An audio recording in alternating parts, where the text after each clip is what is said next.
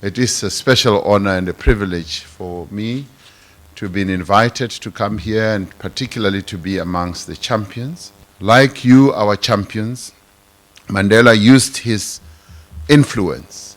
He also used his energy and his reputation to fight ignorance and stigma. At one of our darkest hours, when children were orphaned because their parents were dying from treatable HIV infection, he, Nelson Mandela, became the moral voice of reason, an epitome of compassion, and a beacon of hope for our country, and indeed for the continent as a whole and the world. It reminds me of one of his very seminal statements when he said, "What counts in life is not the mere fact that we have lived.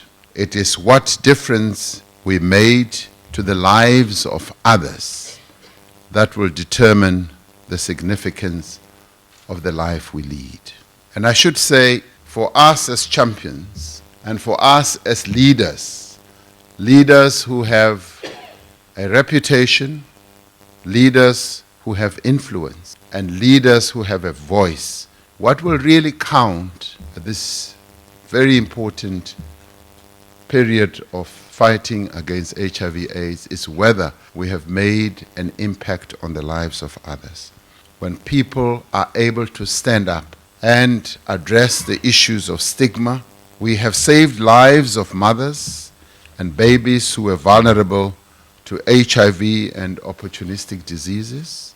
Working together, we have expanded antiretroviral treatment and prevention programs.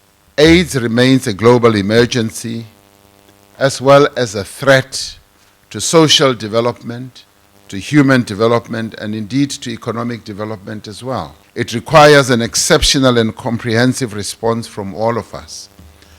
We remain hopeful that we will achieve our dream of an AIDS-free society by the year 2030. The political declaration on ending AIDS contains very specific, but not only very specific, but time-bound targets that should be reached by 2030 in order to end the AIDS epidemic by 2030.